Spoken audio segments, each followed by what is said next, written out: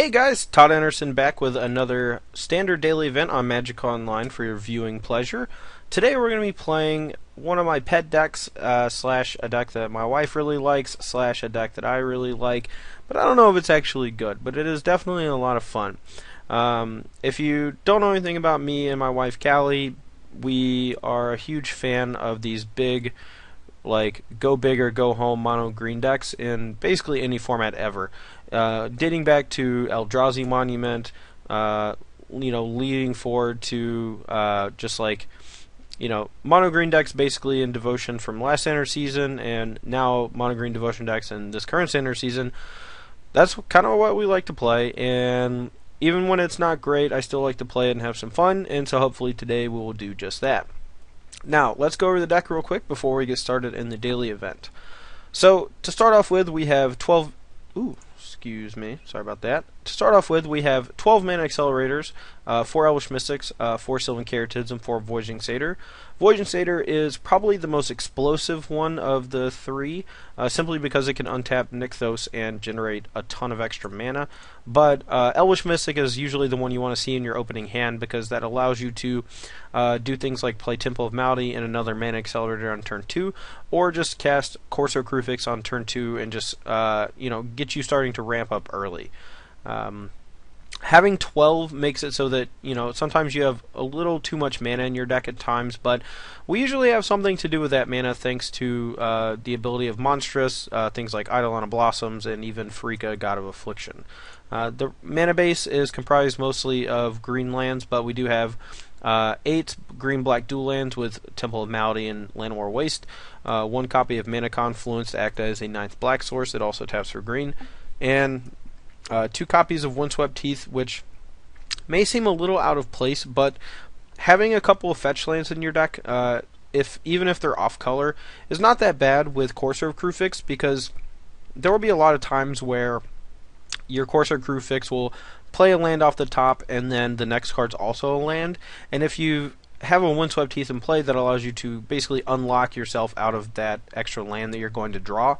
Additionally, this deck does have a ton of bad mana producing creatures for the late game, like 12 of your early accelerators that you don't really want to draw too often after you have a Corsair in play already, and being able to shuffle those away is pretty good as well. The heart of the deck, and the reason why this deck exists, is Nykthos Shrine to Nyx. Nykthos, along with the double green cost of Corsair, Eidolon of Blossoms, and Polukranos, gives you a ton of extra mana to do crazy stuff with, and just lets you monstrous Polukranos for gigantic amounts, lets you do things like Genesis Hydra for your entire deck, Court of Calling for any creature that you want, or just play a Hornet Queen on like turn 4 or 5. Now, the nut draws in this deck are pretty powerful, but they're not nearly as explosive as they were in the last Standard season when you had access to Burning Tree Emissary, but the deck is a little more consistent now, since your Burning Tree Emissaries are generally going to be replaced by Mana Guys. And the games where you don't draw Nykthos, you're going to draw Mana Guys instead of Burning Tree, and your draws are going to be a little more evened out. The Eidolon of Blossoms are the card in the deck that I am not the hugest fan of, but they do serve a really great purpose in adding double green to your Nykthos, while also giving you, a lot of card advantage against the grindy matchups. Having 2 or 3 Eidolon of Blossoms in play is really hard for a lot of people to beat, and especially so if you have a Nykthos going, because then you actually have enough mana to utilize all those extra cards. But yeah, the only strange card in this deck, as opposed to the Ross Merriam versions of Black Green Devotion with the 4 Doomwake Giant main, is Court of Calling. And Court of Calling is a very powerful card that's seen play in Modern for years now in various Birthing Pod decks. But Court of Calling in Standard is not nearly as good as it is in older formats, because we're not really trying to Court of Calling for 1 or 2 for combo pieces. We're trying to use Court of Calling to give us more virtual copies of things like Eidolon of Blossoms, Doomwake Giant, or even Hornet Queen. It's going to be a little more expensive in our deck, but I think it's good, and it's proven to me so far that it is good, and hopefully today I get to showcase a little bit of what you can do with it. The rest of the deck rounding out, we do have 1 Pharika, 1 Reclamation Sage to tutor with Court of Calling, and that can hit anything from Chain to the Rocks to Banishing Light to an opposing Corsair Crucifix or what have you. Reclamation Sage is also pretty decent against Blue-White Heroic with Chord of Calling most of the time because it allows you to destroy their enchantment that either makes their guy flying or unblockable, and that'll let you usually gobble up their guy with a big Pelucranos or Arbor Colossus or just a Hornet Gwyn token.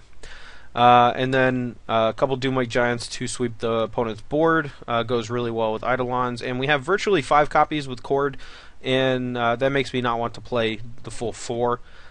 I also think that the format is moving a little bit more away from tokens as opposed to Tord tokens based strategies. Even though there was the Hordling Outburst Raise the Alarm deck that won the StarCityGames Standard Open in Richmond last week.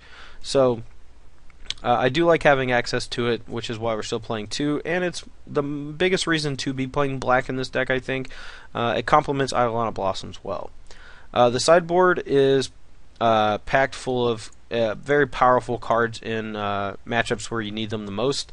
We have access to 2 copies of Hornet Nest and 4 Nylee's Disciple against any sort of aggressive deck that we need to race or just basically pad our life total.